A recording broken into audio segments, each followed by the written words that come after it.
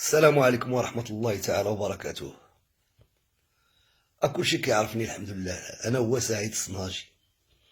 أنا ما نهضرش على الدعم، ما نهضر على حتى شي حاجة، لأن أنا أعوذ بالله من قولت أنا اللي دويت على الدعم نضحك على راسي، ما عندي ما ندير به، والله ما عندي ما ندير به.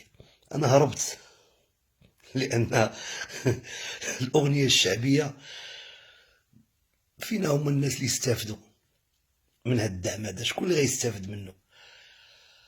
40 عام وحنا كنغوتو، 40 عام وحنا كنسافروا في الطيارة تا ودنينا ولاو كيضرونا، 40 عام وانا كنفرح المغرب، ماشي كنفرح المغرب كعسكري، كندافع في الصحراء، واني كنشط الناس في ديورها في اعراسها، كنفرح الناس. ودائما كنقول لكم ما كندويش على راسي، وعمرني ما غندوي على راسي. والله اللي عطاني شي حاجه من هذه الوزاره يخليها عنده، ما عندي ما ندير بفلوسكم. انا كندوي كيما دوات الفنانه بقى فيا الحال. علاش دويت؟ ما عمرني كنت غندوي. ملي مشت فنانه كبيره لطيفه رأفت دوات، اش بقى لي انا ما نقول؟ هذوك الموسيقيين اللي كيموتوا في المغرب، فنانه كبار دوزوا يعني العراس، دوزوا عطاو اعمال جميله، فينا هما مساكن كيموتوا. والله الا كيموتوا، حق الله تا كيموتوا. حرام عليكم، حرام عليك السيد الوزير، كيموتوا. لما تعطى الدعم، دخلوا شوفوا الاسماء، دخلوا شوفوا الاسماء. شكون المسكين اللي خدا الدعم؟ شكون هاد المساكن اللي خداو الدعم؟ اللي لاباس عليه.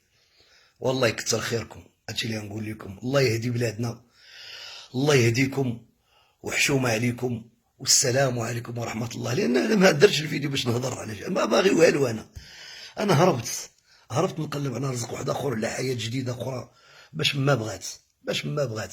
اما انا من نهار تعرفت لدابا بهاد القريجيطه مسكينه، هي باش تعرفت، وهي باش خدام على ولادي، وهي باش كناكل لقمه العيش.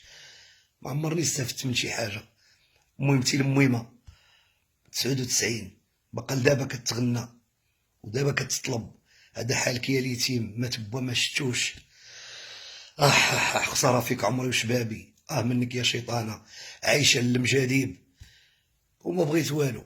اللي عطاني شي حاجه يخليها عنده، واخا يخرجوها لي ويكتبوا السميه ديالي نمحي ويقطعوا داك الشيك، ما عندي ما ندير به.